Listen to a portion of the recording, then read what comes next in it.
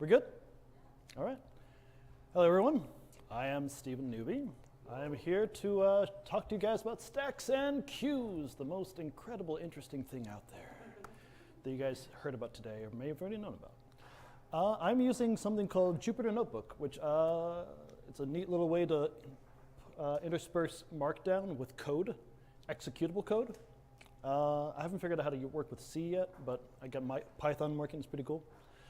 So, stacks and queues. The idea of a stack and a queue is a way of dealing with order, of how things are, of the order of execution of something. Real-world examples. So, has anyone ever heard the terms LIFO and FIFO? Excellent, excellent. LIFO, last in, first out. FIFO, first in, first out. So, I put a lot of examples purely for stacking things in LIFO. So examples of this would be like stacking clothes in a drawer. Like after you put them in, the first one you grab is from the top. It's also the last one you put in. So first one out. Stacks of books, etc. First in, first out. Like waiting in line at the deli.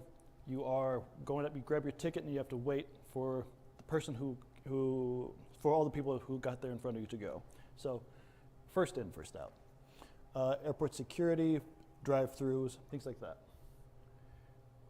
For LIFO, I have a nice little picture here. Things come in, they get stacked, and whenever it's time for them to be removed, they're popped out. And for those of you who are working in Python, the command is actually .pop, so works well.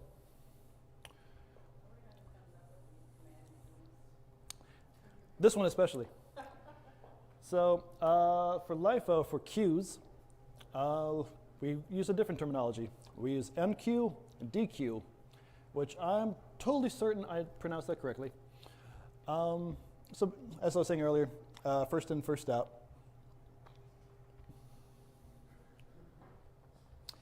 Now here's how things are actually used. In software engineering, this is how things are actually used, how stacks and queues are actually used in software engineering. So implementing undo and redo, like your back and forward in the browser, it's pretty much a stack. As they keep information going, you can pop from one end or pop. It's actually two different stacks that they hold together for handling undo and redo. They keep information going backwards and they keep information going forward. And they're just popping from, they pop into each other is actually how it works. And then things get added and the new information gets pushed into it. So it's pretty neat. Arithmetic expressions. So you guys, for anyone going into low-level systems, you're going to eventually do a little assembly, and you're going to see the joys of how things are done in assembly. So arithmetic expressions, order of operations, those are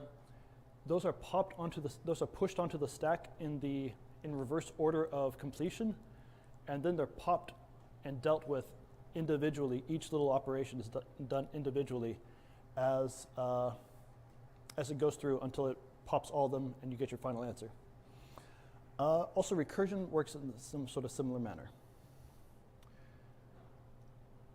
Ways that these are used in the industry for queues, printer spooling, fairly straightforward, first in, first out. Network, like packet processing, making sure that things come in the right order and dealt with in the correct order. Scheduling, request handling. If you're going into full stack, this is the sort of thing that you will have to understand how it works and maybe even implement.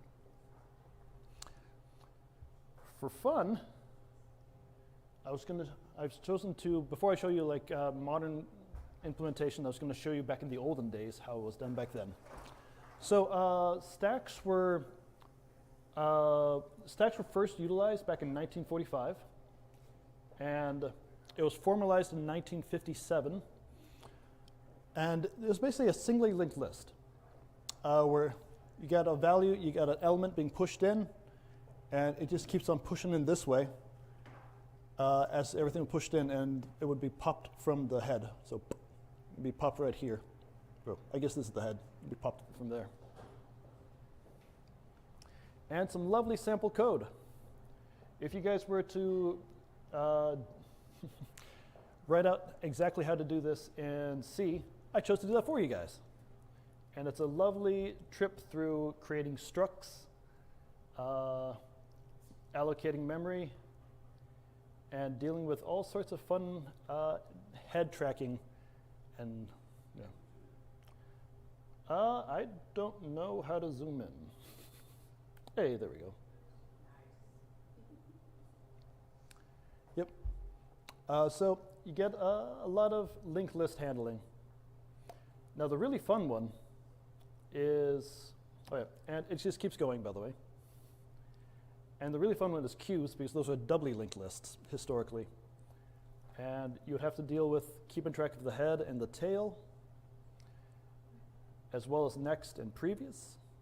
And you just have to keep track of all this in your implementation as you create everything. So that's the good old days.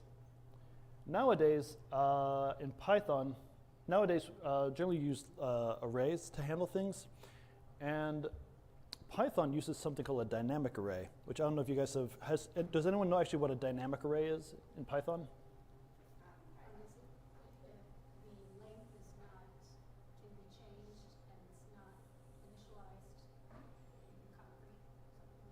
Yeah, exactly. And a dynamic array is an array that gets allocated, I believe it gets allocated in 8-bit, like they give you like 8 elements automatically, and they just set everything to like null to start out. And then as it fills, they just resize it, and they double the space that you need, or they like add a certain level of space.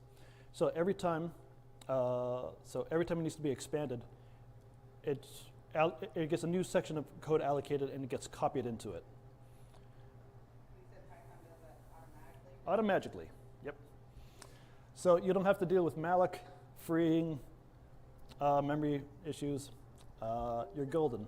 As a matter of fact, Python makes it so easy I was angry. You're literally like, you create a stack, it's just creating a list. To push to the stack, you can append. To pop from the stack is a pop. This function pop defaults to -1, so it always chooses to pop from the end. And if you ever want to peek at the head of the stack, you just look up the stack value there. It's very nice and simple. You can also try to implement it in a linked list if you want to. You can go through that rigmarole, but this is so much easier. Yeah, it's just a little like append and pop, and then you can peek. So I wrote this, and through the magic of this thing, it actually executes. So you can see it pushes. It went through a for loop, pushing 5 elements onto the stack, and then I had a peek, and then it just pops from the head each time, up until all of them are popped in last in, first out order. Queues are almost the exact same. I meant to rename this to queue. Yeah.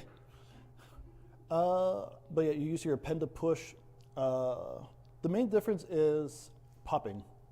From now on, you're going to be popping from, you're going to give it the actual location you're going to pop from, so you're going to pop from the head. And it is very easily implemented as well.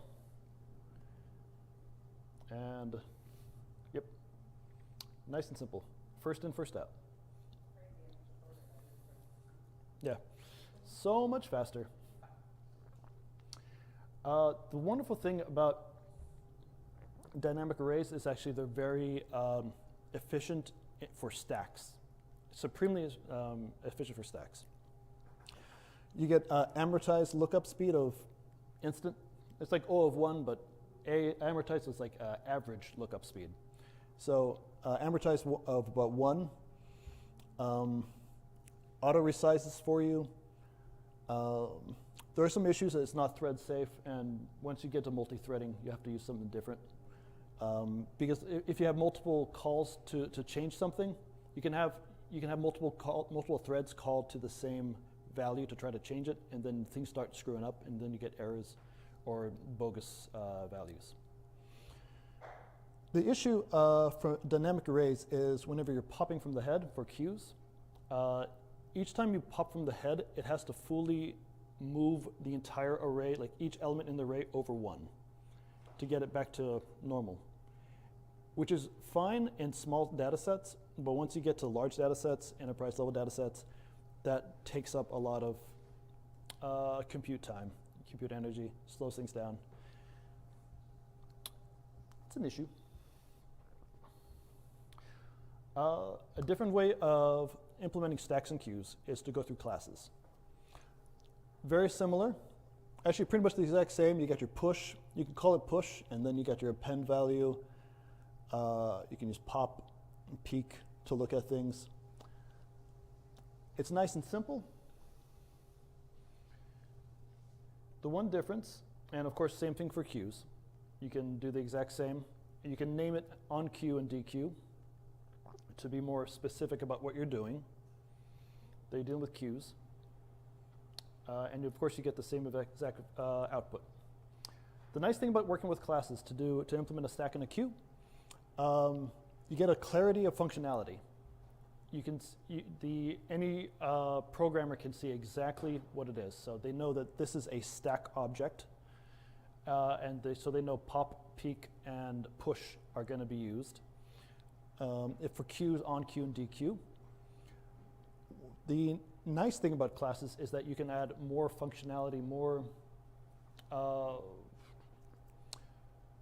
You can add even more functionality to it. You can say, hey, I want a specific sort of error message if something happens. I want a specific way to print. I want a specific way to, I want a specific error signal, specific network signal to be sent out.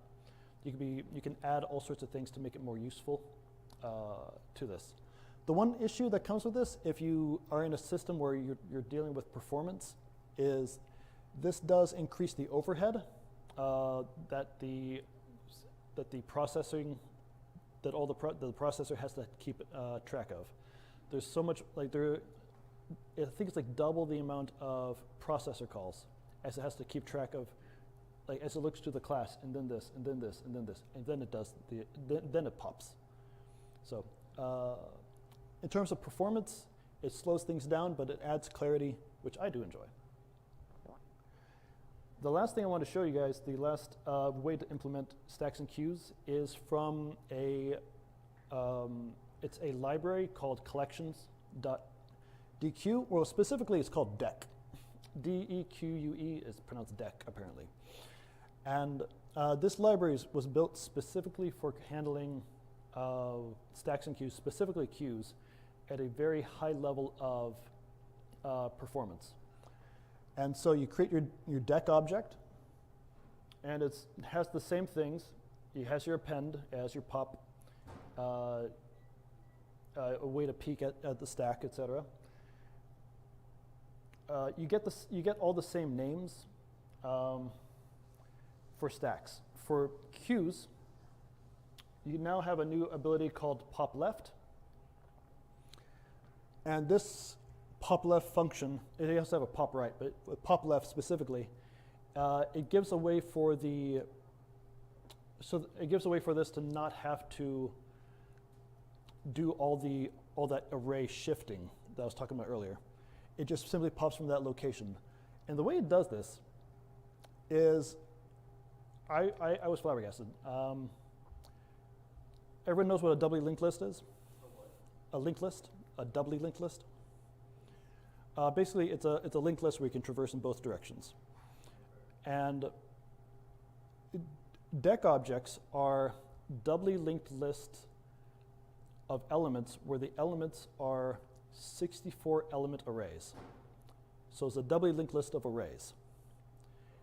And so it's able to, you get array performance and usability as well as the linked list performance. And so it makes it so that if it needs to resize any sort of array, it just has to move 64 of the elements instead of, a million. So it's a neat way of doing it. I liked learning about the implementation. It's pretty neat. And that is, yeah, you get some O of 1 instead of O of n for resizing, for popping, better performance, etc. It's pretty neat. Yep, these are my sources. And the last thing I want to show you guys is a cool visual for which stacks are used. Has anyone ever heard of the Tower of Hanoi? Tower of Hanoi. All right. It's a classic stack presentation of, like, it's a classic homework for implementing stacks, where you have multiple rings, like of descending size, on a pole, and you're trying to move all of these over from over here to somewhere else, but they cannot be. You can never have a larger one on top of a smaller one. And so it has to do a lot of moving around in order to do this. And the way it does this is it has 3 different stacks. Like, each pole can be looked at as a stack. And so things are popped and pushed all throughout as it solves this. And let's see. Work. And this is a neat little visualization where maybe I should have slowed it down a little bit, but it's popping and pushing from each stack onto the next up until, like, it's trying to get from location A to location C.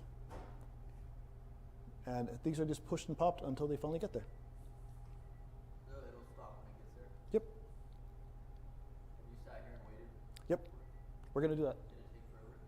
It's going to take 64 moves. Oh, 63. Oh, there we go. Okay, cool. That's cool. Yep.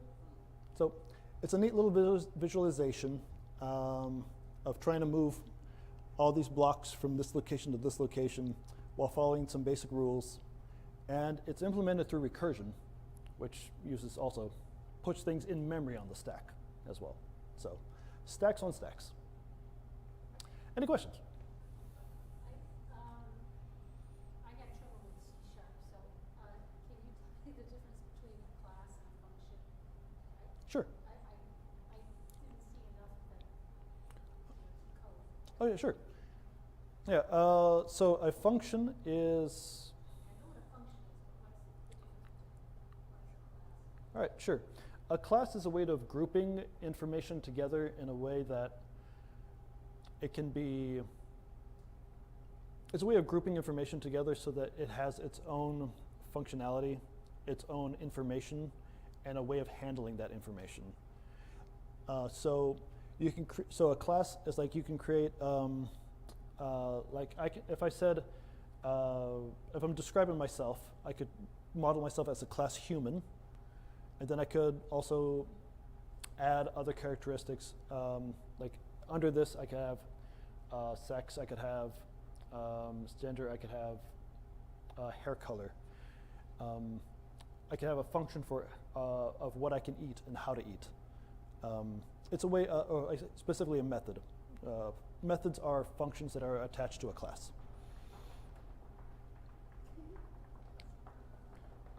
Pretty sure it's going to fall down on me. Anyway.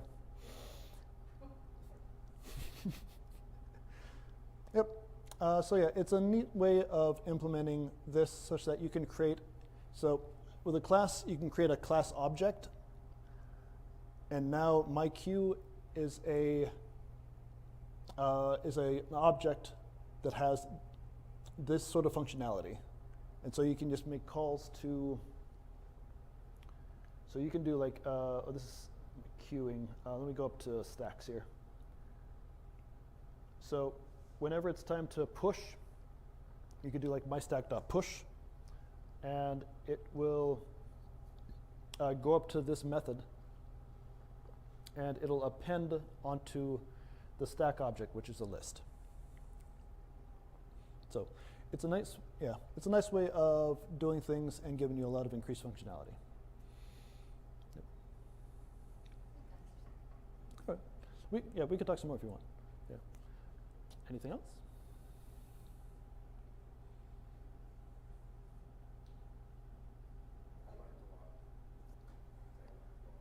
All right. Cool. All right. I guess that's it. Thank you all for coming.